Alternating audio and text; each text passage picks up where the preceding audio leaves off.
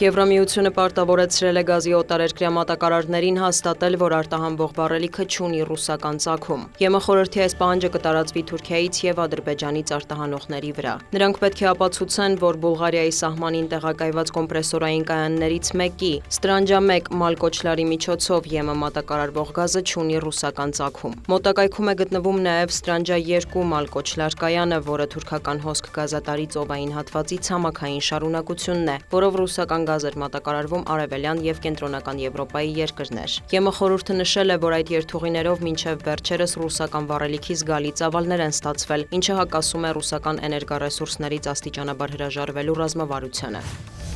ՆԱՏՕ-ի գլխավոր քարտուղարը մեկնել է Կիև Գերագույն ռադայում ունեցած ելույթում Մարկ Ռյուտեն հայտարարել է, որ համաշխարհային վերջին զարգացումները կարող են շեղել Ուկրաինայից ուշադրությունը, սակայն հարկավոր է շարունակել Կիևին աջակցությունը։ Նրա խոսքով բարդ իրավիճակ է ստեղծվել, սակայն դաշինքը երես չի թեքում Ուկրաինայից եւ պատրաստ է արագ օգնություն ցուցաբերել։ Միացյալ Նահանգները, Եվրոպան եւ Կանադան պատրաստակամություն են հայտնել Ուկրաինային անվտանգության երաշխիքներ տրամադրել։ Հանրապետության աջակիցների կոալիցիան առաջընթաց է գրանցել դրանց մշակման գործում, հավելել է ՆԱՏՕ-ի գլխավոր քարտուղարը։ Ռյուտեն հայտարարել է, որ հենց Մոսկվան եւ Կիևը խաղաղության համաձայնագիր կնքեն, արևմտյան ուժեր կտեղակայվեն, որոնք կապահովեն Ուկրաինայի անվտանգությունը օդում եւ ծովում։ Մոսկվայից արձագանքում են Ուկրաինայում արևմտյան զինվորականների կամ ռազմական օբյեկտների տեղակայումը կհամարեն արտաքին միջամտություն։ Դա անընդունելի է Ռուսաստանի համար, նման քայլը կգնահատենք որպես անմիջական սպառնալիք դաշնության անվտանգությանը, ընդգծել են ՌԴԱԳՆ-ից։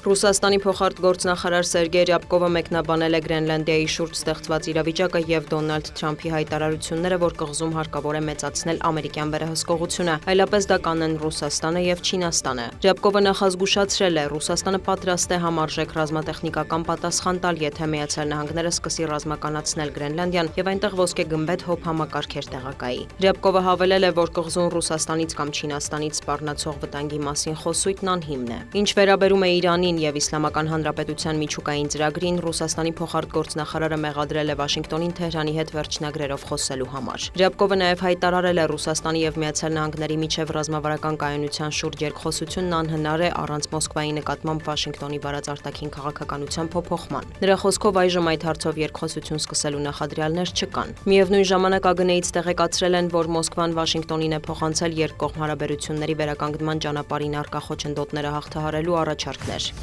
Գազայի հատվածի եւ Եգիպտոսի սահմանին գտնվող Ռաֆահի անցակետը որոշ սահմանափակումներով վերաբացվել է։ Այն մոտ 1 տարի փակ էր։ Այժմ փոքրաթիվ խմբերի թույլ է տրվում 2 ուղղությամբ հատել սահմանը, սակայն բեռների տեղափոխում դեռ չի իրականացվում։ Գազայի առողջապահության նախարարությունն ավելի վաղ հայտնել էր, որ բժշկական օգնության կարիք ունեցող մոտ 20,000 պաղեստինցի հույս ունի լքել անկլավը։ Մինչև Գազայի հատվածում պատերազմը Ռաֆահը սահմանային գլխավոր անցակետն էր, միակը, որը չէր վերահսկում Իսրայելը։ Սակայն 2024 թվականի մայիսին Ցահալը վերահսկողություն հաստատեց Ռաֆահի անցակետի նկատմամբ։ Այն կարճ ժամանակով վերաբացվեց 2025 թվականի սկզբին վիրավորներին տարհանելու համար։ Արևմտյան մամուլը գրում է, որ անցակետի վերաբացումը նախատեսված է Գազայի հատվածում կարգավորման համաձայնագրերով։ Դիանա Գասպարյան, լուրեր։